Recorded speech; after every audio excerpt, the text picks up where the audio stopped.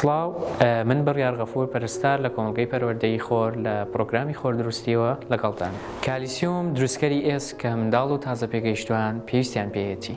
کاتێک منداڵ گەشە دەکات پێویستی بە کالیسیۆم و مادە خۆراکیەکانی تر هەیە بۆ دروستکردنی ئێسکێکی پتە و لەشێکی تەندروست.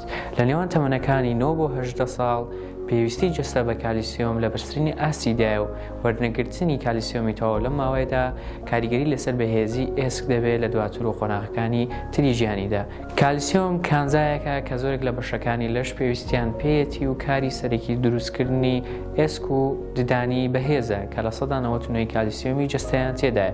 هەروەها یارمەتی جوڵەی ماسوودکەکان و ڕێخستنی فشاری خوێنیش دەدات. ئەگەر کالیسیۆمی پێویست بەدەست نەهێنێت ئەوە لەش کالیسیۆم لە ئێسکەکانەوە وەردەگرێت و دەبێتە هۆی لاوازبوونیان و دواتر پوکانەوەیە. لە تەمەنی گەنجیدا لەش توانای خەزنکردنی کالیسیۆمی هەیە. ئەگەر کالیسیۆمی پێویستی ڕۆژانە بەدەست بهێنێت ئەوە دەگاتە ئەو پەڕی ئاستی خەزنکردن و پتەوبوونی ئێسکەکان و لە تەمەنی پیریدا توانای خەزنکردنی کالیسیۆم لەدەست دەدات و سوود لە کالیسیۆمی خەزنکراوی لەش وەردەگرێت. ئایا ڕۆژانە بەپێی تەمان چەند میلیگرام کالیسیۆم پێویستە؟ لە تەمەنی 4 بۆ 8 ساڵ 800 میلیگرام کالیسیۆم پێویستە.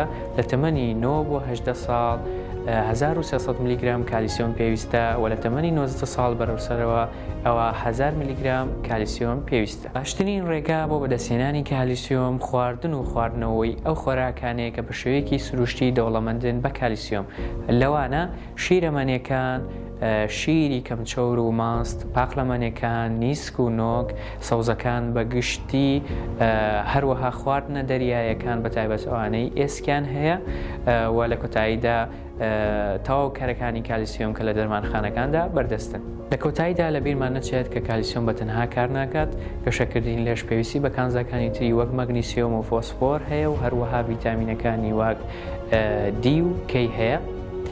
هەروەها چالاکی وەرزشیەکانی وەک هەڵگرتنی قورسایی، ڕێکردن و ڕاکردن پێویستن بۆ پتەوبوونی ئێسکەکان. بە هیوای تەندروستێکی باش بۆ هەموو لایەک بەخواتان ئەسپێرم.